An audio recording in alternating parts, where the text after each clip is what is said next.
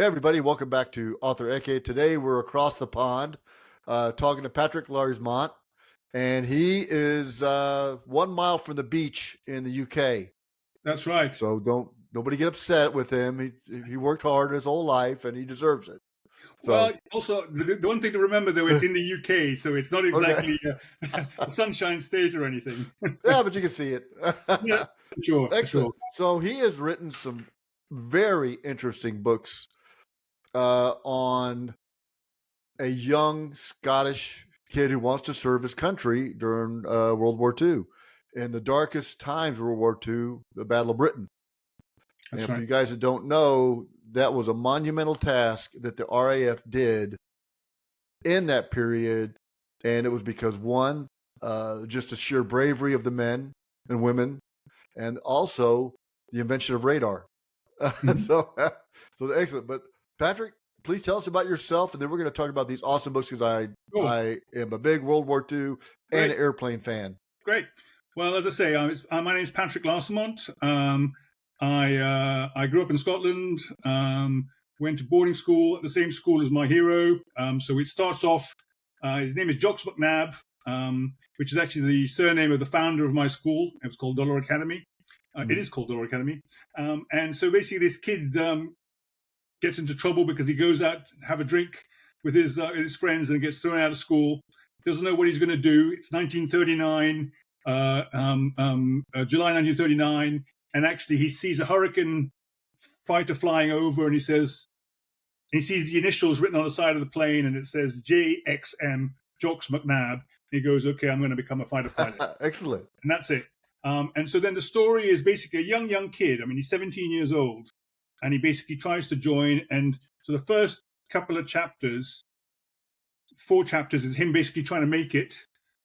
Things happen to him. One of his best friends gets killed. I mean, so it's actually quite realistic. But again, the thing to remember is this is a really young kid. And so by the time he's in the Battle of France, also known as Blitzkrieg, so the title of my book is The Lightning and the Few. And the lightning refers to the Lightning War, which is Blitzkrieg, which is where the Germans charge across Poland, France, Belgium, Holland. And so basically, the British try to help the French by sending their fighter aircraft and their troops actually over, and basically everyone gets their asses kicked. And then there's Dunkirk, where they try to come back. So that's the first half of my first book, The Lightning, and then the Few is what is the name that Churchill called the fighter pilots, the young fighter pilots that defended the nation. I'm paraphrasing here, but the speech is, "Never in the field of human conflict has so much been known by so many to so few." And so that became probably his most famous speech ever. And so I've stolen that and stuck it in there. And so that's the story. So the first book, as I say, is called The Lightning and the Few, and it takes us up until the end of the Battle of Britain, and then the start of what is known in the UK as the Blitz, which is basically when the Germans stopped attacking the airfields and started attacking the folks in the cities. And that then is my book 2. In fact, I can show you. This is book 1. Yes, awesome. And Great. this is book 2. Perfect. So book 2 is The Raiders and the Cross. So the Raiders is the Raiders coming over in air raids. And then there's another story, which not everyone knows about the Siege of Malta, which is kind of like the key to the Mediterranean, which was like, at one time, it was known as the most bombed place on Earth. And so that's a kind of another interesting story. I think from a North American perspective, I mean, this all sounds like a very British story, but in fact, there were an awful lot of troops from lots of places, part of the British Empire, a lot of Canadians, a whole bunch of Americans actually joined the Royal Canadian Air Force to actually join in. And in my story, there's a whole bunch of squadrons called the Eagle Squadrons, which are involved. In fact, one little sort of statistic I've got is 60% of my readers are American. Yep. And a remarkable number of them are in law enforcement. Oh, excellent. Go figure. Excellent. They like to get away from what they do every day to read a good story. I've had a few guys send me pictures of their handguns, which is a bit weird. But we like guns. I guess so. And then what else? I've also had a bunch of Canadian guys who get a bit upset about some of the things, because they're real sticklers for rules. I've found the Canadians, and sometimes I think I heard one of your conversations you had about, basically guys kind of having a go at something you've written, and I call them the rivet counters, who kind of correct me on how many rivets I've got in the airplane or whatever. I think I had one guy who got very upset when he said, "This author seems to think you can recover from a stall failure in a Harvard by doing a something or other." Yes, I was in the Air Force. I have no idea what he's talking about. It's fiction. Some people just don't have anything better to do than just critique somebody to death who's never done what you've done. Well, I guess so. I mean, I'm like I said, I was an ad man for 30 years, so I've got pretty thick skin. So, but you do have an Air Force background. You were in the Air Force. I do. Yes, that's right. The intelligence side. That's right. I served for a couple of years between university and working. My father was from Belgium, so I got that kind of the shock of my life when I was called up to do military service. But I guess if I was going to do it, I was going to put my heart into it. And because I think the expression that they used was very familiar with the Anglo-Saxon world. I then became an intelligence officer, so I got up to first lieutenant equivalent in the US, and so I was based in a place called Florenne, 2nd Tactical Wing. And actually, because for our conversation, I looked it back up again because I know that the Americans were in the southern part of our base, and I remember it now. It's the 485th Tactical Missile Wing. Over there. So that was ICBM's Griffins. So, I mean, it was pretty serious stuff. It was nuclear missiles on the base. It was towards the end of the SALT Treaty talks. And so I can remember being officer of the guard one day and officer of the watch, and this column of American vehicles pull up the front gate, and they want to come in to prepare the site for the inspection of the Soviets that were coming the next day. This was a Sunday. Right. No one knows anything. No one expects them. No, I'm calling the colonel up and saying, I've got about 70 Americans here who want to come in. That was a long time ago, mind you. I mean, that was around the Pershing missile debate, putting the Pershing missile in Germany. And that's what kind of holded this whole escalation of the SALT Treaty. That's right. They didn't want nuclear missiles on the continent. Yeah. But I mean, we also had something called the TLP, the Tactical Leadership Program for the fighter pilot squadrons across NATO. That was also based on my base, and then because it was a fighter bomber base, but also had nuclear capabilities, we regularly had exercises which involved airborne troops parachuting onto the airfield to try to seize it back from Spetsnaz. So I mean, it was great fun. I mean, you and I were both Cold War warriors. Yes. And that all seems a long, long time ago. Yeah, I guarded the East-West German border and the West German Czech border. So, back in the day. I guess so. I mean, it was very different bad guys. Yeah. Well, I guess it all goes like in a circle eventually. It's all comes back to get you. So, how'd you get into writing? I mean, from the Air Force and advertising, you've written a lot of copy, probably. So, how did you get? I have, writing? But actually, I was more on the business side and the management side. And one of the things I came to realize is I paid a lot of guys a lot of money to come up with ideas and stuff. And over the years, I kind of started thinking, it's okay, but I wonder if I could do any better. And then, to be honest with you, the crux of it was, I mean, I've never really thought about writing. I sort of evaluated creatives, bought it, sold it, and all that sort of thing. But actually, lockdown came along. Yeah. And so I'm sitting there, at home wondering what to do. And I said, okay, I'll give this a go. So the first attempt I did, and you'll know this as a writer, I wrote a novel of 170,000 words long. That's a little too long. That's a little bit too long. You're right there. You could have broken it up into part 1, part 2. Well, that's right. I should have, and it could have. But actually, I mean, there's a happy ending to the story. So that was called, it is called Yesterday Soldier. So my stories tend to be kind of a military history kind of involvement. But this particular one is about previous lives. So an ordinary guy like me, I guess, has a car accident, in a coma, wakes up, terrible dreams, and it turns out he's linked back to 4 previous lives of his, where he was a soldier. And he's got to figure something out. And it's kind of an interesting idea. Yeah. And in the past, he was a World War I soldier, World War II soldier, a Viet Cong nurse, and also an African warrior. So it's kind of an interesting, very complicated story, which I guess is why it became so long. I was lockdown 1, still don't know what I was doing. Lockdown Right. 2 tried again. And this is Hmm. another story. It's called Brookwood Boys, and it's about ghosts in a place called Brookwood Cemetery, which is the largest military cemetery in the UK.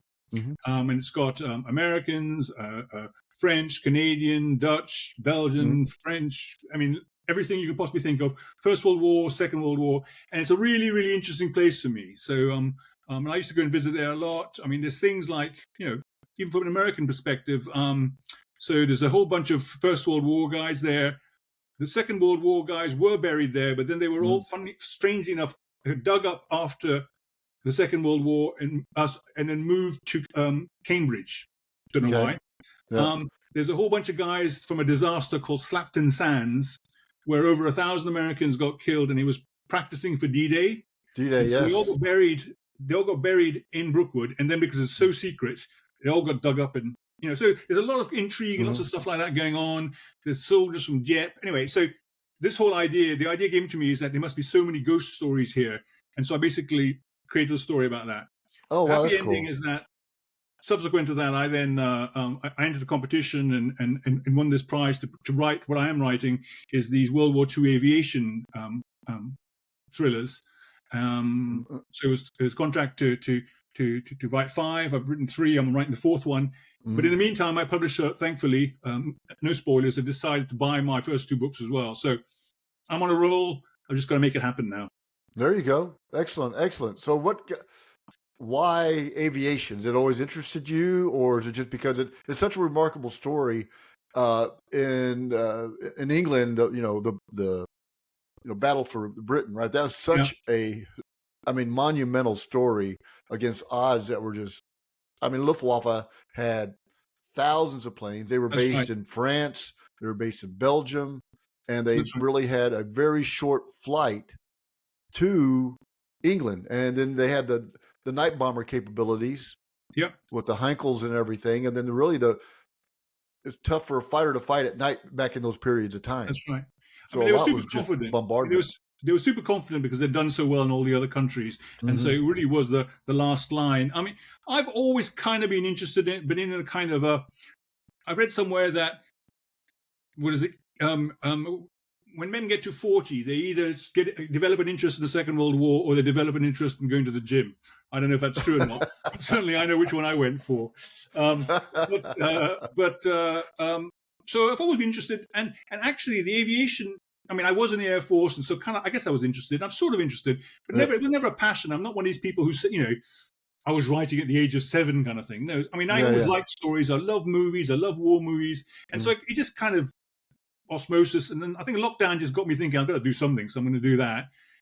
Kind of it was a bit of an unguided missile with the first 2 books, and then I applied for this competition and I won it, and then it's like boom, you owe us 5 books, Yeah.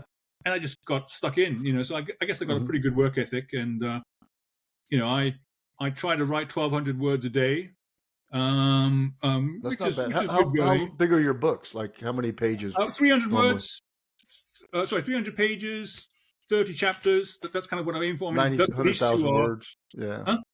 About 100,000 words or so. 89,000 Yeah, about words. 90. Yeah, about 90. Yeah, Yeah. I'm somewhere Yep. between the 2. I mean, I go off on slight tangents, and I've got a very talented editor who kind of chops me back a bit. So I go a bit large, and she trims me off a bit. So that's good. Right, right. But yeah, so it's a discipline. I mean, I guess I'm trying to make this a second career. Hmm. Um, Nothing and wrong with that. yeah, and it's I'm reasonably on track. Yeah. So Um, what is your process? Like, do you get up in the morning and sit down? I'm going to write. How do you, what do you, yeah, a that's sterile interesting. environment? How do you write? I mean, I was never really an early morning guy, but actually, Mm, I think what's been happening is that I kind of maybe I slowly coming out of sleep, and you start thinking about stuff, and it's whirring in your head, and then you say, hmm. "Oh, I might as well get up."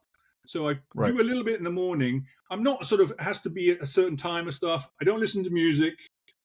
It changes between kind of parts of the year. Sometimes it'll be on the laptop, just here in the corner where I'm sitting now, or because we're sort of in the south of the country, on nice sunny days, I'll sit in the garden.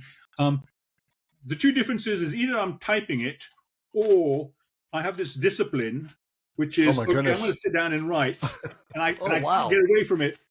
See, it's tiny, tiny, tiny, and if I don't, I've got to do 6 pages. Otherwise, I'm not allowed to get up. And that also applies if I take the family down to the beach or whatever. I've got a wife and 2 daughters. Yeah. I'm 21, one 16. And so we're down there, and rather than read, I'll just sit there and scribble. And I mean, half the time And did you transcribe that into typing and put them in the book? Those are just ideas. I mean, half the time it can just be rubbish.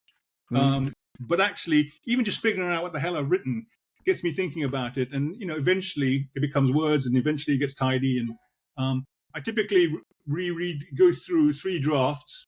But kind of, as I say, you feel like you go in like you get on a, like you start writing, now I'm on a streak. I just want to write, and finish my thought out. Yeah, sometimes. I mean, I also do something which I call the slingshot, which is, okay, I know where this chapter is going, but I'm going to stop just before I've got there, because then that way the next day, rather than sitting there with a white sheet of paper and going, oh shit, what am I going to do now? I can slingshot forward and I get going again. And then I think once you're in there, you kind of get going. Right. I think different folks do it different. Being on a few courses. I mean, I know that you interviewed Stephen Ronson, who's a buddy of mine. We were in the same writing course and group, and we sort of hook up every now and again to have conversations. And his book's coming out tomorrow, actually. So good luck to him.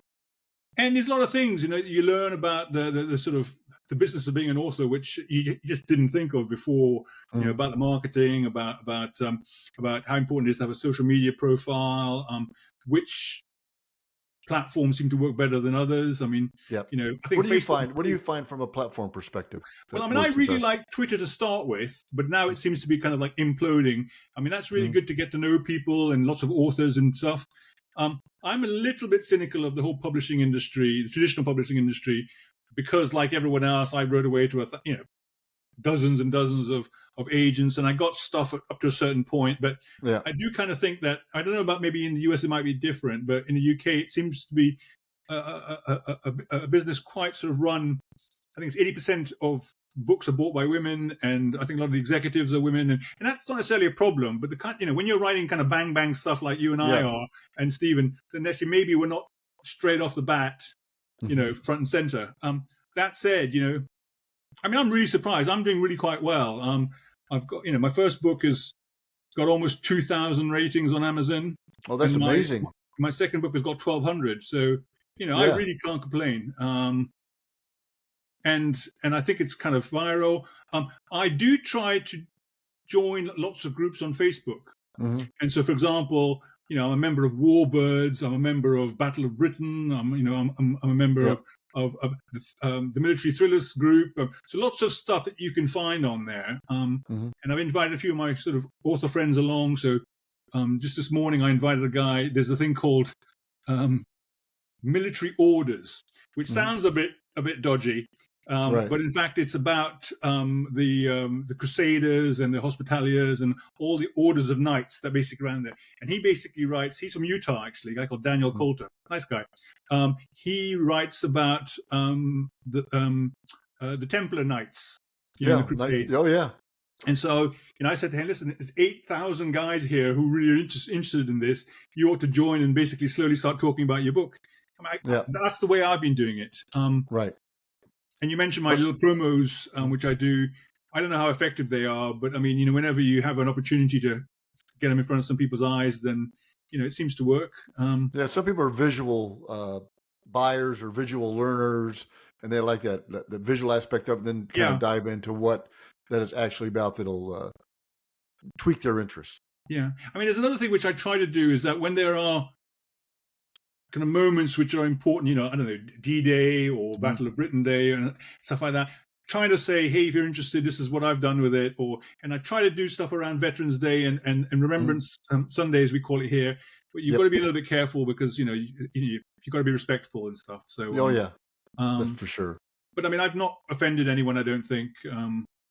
Well, I haven't, as far as I'm aware. You'd know. Trust me, you'd know. Probably. Yeah. I think I got one guy who tried. I think he was a former U.S. serviceman. He was living in Thailand, and I think he was just kind of having too much of a good time there and decided to have a go at me. But then he calmed down after a while. Well, that's good. Probably the wore off. Whatever it was. Yeah. That's you know, Angry only juice, in your whatever it body was. for a certain length of time Right. anyway, Yeah. so Yeah. it'll all go. So what's your family think about you being a respected author now? Or they're like, Well, okay, Dad. yeah. I mean, they thought I was a bit kind of, oh God, is he doing that again? But yeah, no, it seems to be. I mean, that's the one thing which is kind of intriguing because they do say, whoever they are, that TikTok is a thing that authors ought to get into, right? Book talk. Hmm. And it's Yep. a bit confusing. And as far as I can tell, it's lots of kids dancing around and stuff. So I've got a 16-year-old daughter, and I mean she's got something like 6,000 followers on, and God only knows what she's doing on her TikTok. Right. Every now and again, I do an inspection, Yep. so at some point I may try to do that. I mean, there's various things you can try, like excerpts, or what I might do is something which is like, you know, today, 80 years ago, this happened, and in my book, this happened. I mean, but I've got to figure it out. There's a few authors who have done quite well, and suddenly it goes boom. Hmm. But I guess it's just a question of consideration, Right. and finding the target audience. Yeah, I do TikTok. I'll do it once. I have my thing is a walking author Oh, because I like to walk, yeah. and then as I'm walking, I'll do a 30-second boom, you know, and talk about maybe if you're having writer's block or whatever they call it, get out, exercise, Yeah. listen to something, and let your mind go, and then come back and write because you're probably you're rejuvenated, Mm-mm. or an upcoming podcast that I have, or something about my book, or I'll put out, I'll cook something, or I'll make ice cream, Yeah, but it's I'll interesting. always have one of my books in the background, but I Okay. won't talk about it. Okay. It's It's interesting. like I don't want to push all these things to everybody. So Yeah. I get some good hits every once in a while, and the strangest thing that what you don't think people would like do a lot of clicks on, it's like they do. Like I got a flat top grill, right, Right. and I Right. had a piece of salmon on it, and I had a top on the salmon to let it steam. Yeah. So I just put a little music to it and took the top off to show people. That's got like more views than Wow. any of mine. I'm like, maybe I should walk That's around with weird. Yeah. salmon Yeah. on my head or Yeah. something. Well, that's okay, but it's kind of like, how does that convert to something? I don't know. I mean, Exactly. Yeah, you just want followers at that yeah. time. It's trying Yeah. to just gain Yeah. followers, I mean, I and know then my you use the daughter books. has got a whole bunch of friends, and they heard that I was a writer, and Mm. therefore they're following me. And every now and again they say, "Hey, great, whatever." But you don't really want to engage with like a 14, 15-year-old No. girl, right? Yeah. So I'm thinking No. well away about with all Yeah. that. I don't engage with anybody. Yeah. I just put the videos out because Yeah. uh, because I pull TikTok out. I do it. I'm not a fan, Yeah. but I do it because I think it's a necessity. I do, Facebook, Twitter, Yeah. Instagram, Yeah. just to be able to I get do that. Because I didn't Instagram. realize at the first that's what it was about when I first wrote my book 2 years ago, a year and a Mm-hmm. half ago. I wrote my first book, and it's been out about a year and a couple Mm-hmm. months. But I didn't know, right? I thought you put your book out there and Yeah. people flock to it, even with a publisher. That's not the case. So I think the book launch is critical, which I've learned in the second book to do a little better. Now that the third book and subsequent books, this is what I'm going to do differently Yeah. than I did the first couple. I mean, it's interesting. I mean, I think one of the things, I think people who've always wanted to be authors have got this idea in their head that it's about going to signings and handing them out and selling them and stuff like that. Now, I'm digital first, as they call it, which is like the majority of my sales are through Kindle. Yep. A lot of people get really freaked out by Kindle Unlimited, where you basically get paid according to the pages read. But actually, that's a big chunk of my revenue. So Right. there are people who are paying whatever it is, they're $10 a month or whatever. And actually, what you're trying to do is get a share of that. And if you've got a book which is 300 pages long rather than 250 pages long, guess what? That kind of so all that kind of stuff you're thinking about. Right. The idea of owning a book is different. I mean, I got really upset initially when my publishers were like selling my books for like $1, and stuff like that. And I'm thinking, Well, of course. But the thing I hadn't realized is that, okay, so you've got the hardback, wonderful hardback that you sort of see in, Ecke Waterstones over here, I guess, Barnes and Noble over in the States, whatever, and if you're a certain kind of author who's always wanted to be an author, that's kind of where your heart or your ambition is. And, my friend Stephen, he's like that. I mean, he really wants to see his book in the bookshop. I'm not that bothered, mainly because as a digital first author, I'm getting 50% of royalties. As a traditionally published author, you're getting like 10-15% of royalties. And I guess as a self-published author, you're getting something like 90% of royalties or whatever it is. So, I mean, so if you just do the math, right? Right. I'm getting half the money for $1. Right. Stephen or whoever else is getting 10%. So that's 10 cents on the dollar over there, right? So if it actually works out better for me, and probably gets, if I could be a successful self-publisher, which I'm not, then perhaps it would get even better. Right. But these are things that people don't necessarily go in with. And then, I'm quite a sort of a commercial. Well, I call myself a commercial. Well, you have an ad background, right? So you understand. Exactly. So I'm a trader, you understand demographics and getting someone from looking to buying.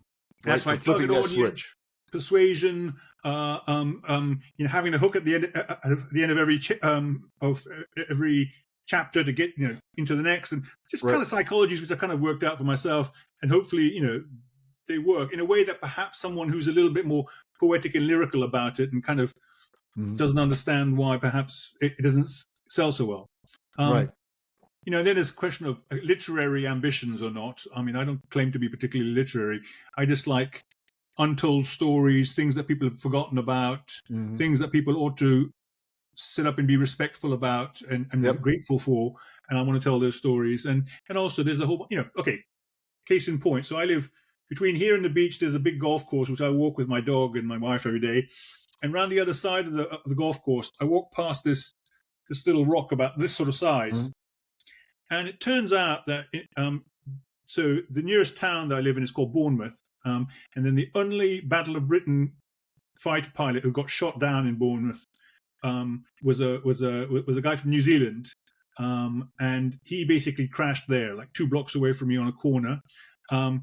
He jumped out of his plane, his parachute didn't open, into the ground. He landed on a hedge, and the people who were in the house, basically they called over, and he was buried and everything like that. And the husband and wife, who were like, put flowers on his grave and said from the garden where this hero fell. And about 2 months later, their house, a bomb landed on it, and the guy was killed. The husband was killed.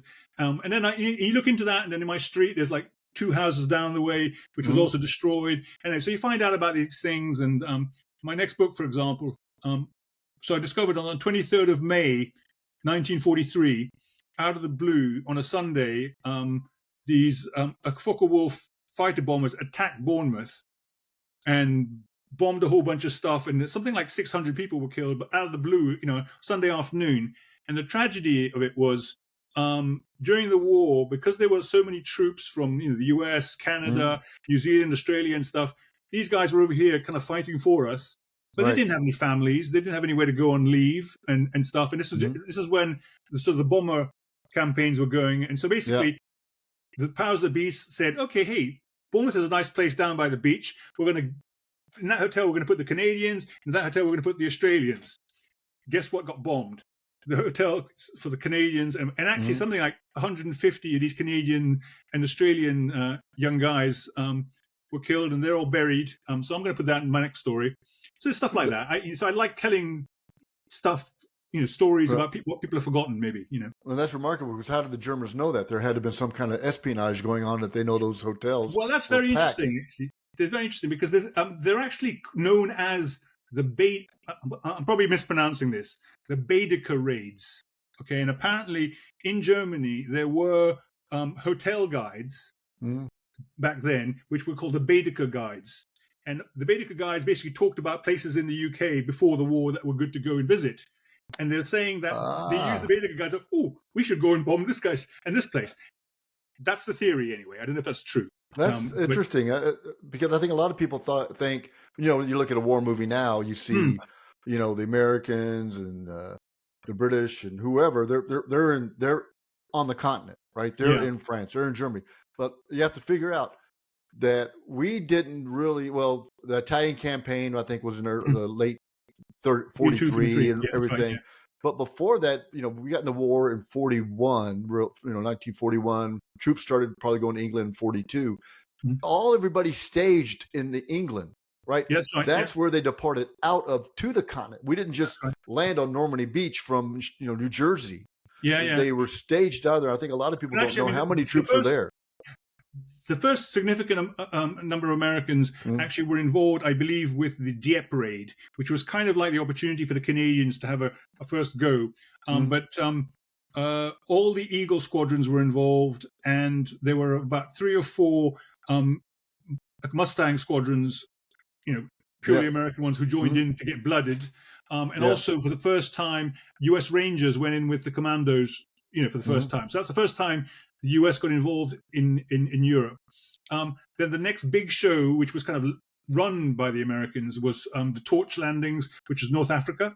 mm-hmm. And actually interesting that there, yes, you're right. Most of them were sort of springboarded off the UK, but there was Yeah, actually one convoy of troops and everything, which came mm-hmm. all the way from America To and North basically went Africa. straight into Africa, which is kind of like, Yeah. God, you wouldn't want to be them. Be sick. Be sick as parrots, and Oh, then then landing they went out of to sight. Italy. Then they went to That Italy. was into I mean, that was into northern France, and actually they were yeah. kind of lucky because the French didn't really want to fight. Now, I'm probably being a bit unfair there, but so the Torch landings, North Africa was a hell of a lot easier.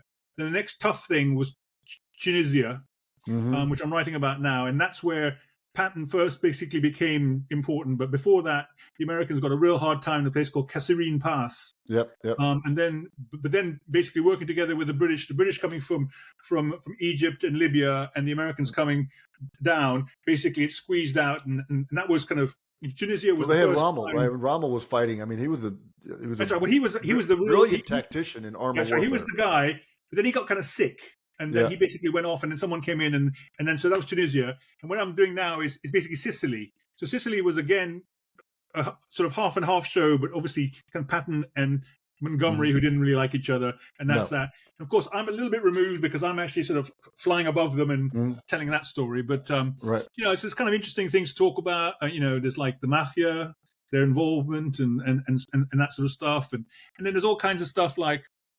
I mean, one of the things is that the first time airborne were used properly in a large scale, both UK and US.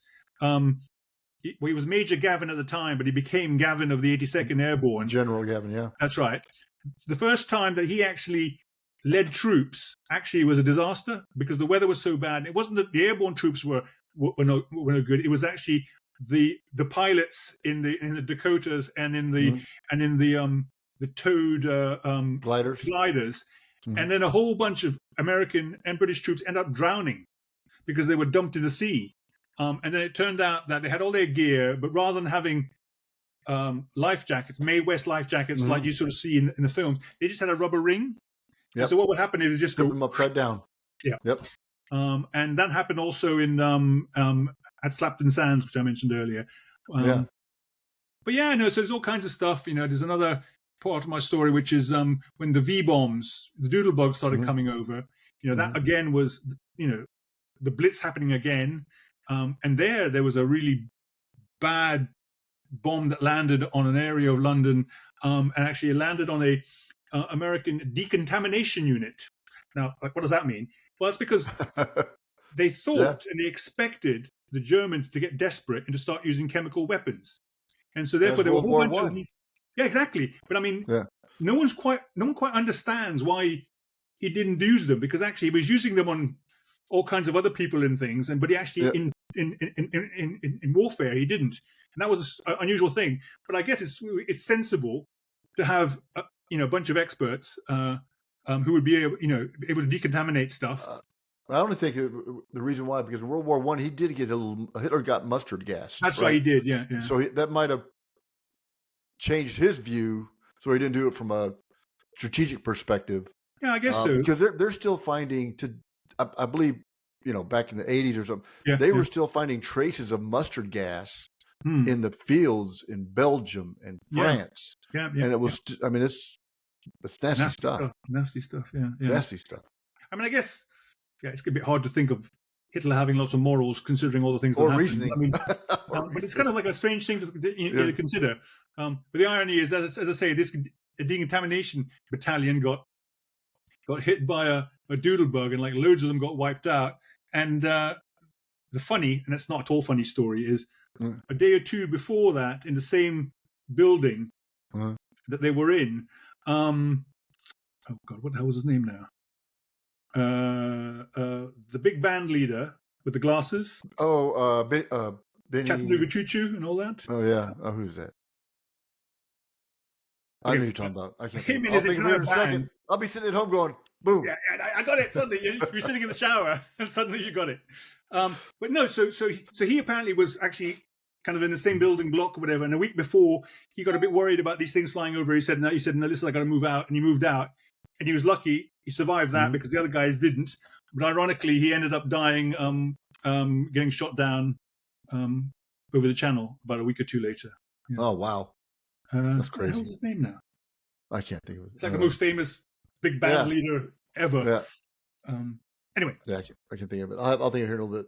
But so when you got two books out. When's your third coming out? Third one comes out on the 22nd of December. 22nd December. Yes, Amazon are telling me they can get it for Christmas.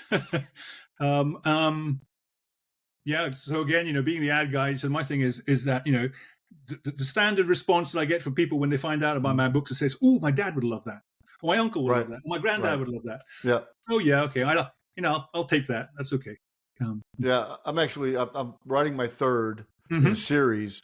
Yeah. But then I'm also going to start a fictional World War I. Ah, okay. From a first-person perspective. Right.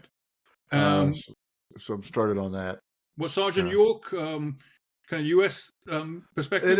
It's going to be U.S., but it's going to be, I think, there's going to be a little twist in it that I'm thinking about. It's not. I've started just outlining the book right now, the plot and everything, and then there's a children's book that I want to do. Yeah. The one slightly left field thing it's not that left field, but so I'm doing a screenwriting course. I'm like week 7 now, and I've started adapting my first book. I would love to do that. That would be awesome. Become a kind of Band of Brothery kind of thing, sort of 6-7 episodes. So I've done the first one, which is about 50 minutes long. I've no idea who I'd pitch it to, but I mean, I guess you got to keep moving forward. Yeah, you got to have ideas, right? If you got ideas, you put them down and make them work out eventually, and it may take a while to do it. It's quite a difficult thing, because as you know, when you're writing, so you've got you've got dialogue, you've got description, and then you've got sort of inner dialogue and sort of like reflections, and the guy says like, "Damn, she's good looking." Now you can't do any of that stuff in a screenplay, except if you do what I think is quite a bad thing. You often sort of see like Buffy the Vampire Slayer, which is going, "God, I hate that girl. She's so awful," and basically it's what's going on inside their head, right? But that's kind of like to me a kind of lazy way of writing a screenplay. So everything needs to be visual. And therefore, you've got to change stuff. Invent guys to ask questions, and find a dumb guy who needs everything explained to him. Stuff like that. That'd be interesting to be able to do. Yeah. Well, so where can everybody find you, Patrick? Right. Well, I'm on Linktree. I mean, I've got quite an unusual name, so Patrick Larsimont. Plug that in, and I come up all over the place. So I'm on Facebook, Twitter, X, Instagram. And one of the things I do is try to load images which kind of inspire me to write. So actually, they're on Instagram, on Amazon. I mean, I'm sort of like a big Amazon guy, so I'm all over that. So pretty straightforward to find me, I guess. Excellent. Well, it's been a pleasure talking to you today, and especially just talk about your books, but didn't talk about random things. That's kind of what author Ecke is about, right? Definitely. Well, as I enjoyed Ecke is corner in German, but we're just round, so there's no quarters. It's just great stuff, corners or anything. But great. So it's been a pleasure. The best of luck to you on your new book, the other 2 that you have. Yeah. I know you're doing some other stuff too. As I say, the next one is called The Maple in the Blue. And the maple is obviously our Canadian friends, and the blue talks about the big blue sky of North Africa. Oh, wow. Yeah, interesting. Yeah. No, because the Brits used to talk about going off into the blue. So I mean, all of my series are the something and the something. So the next one is going to be the Vulcan and the Straits. The Vulcan being the volcano of Etna. And the Straits being the Straits of Messina. And it goes Interesting. on, and it goes Interesting. on. Oh, yeah. Interesting. Well, it's been a pleasure talking to you, Okay. and we wish you all the best. Thank you very much. All the best. Thank Take you. care. Bye bye. Bye-bye.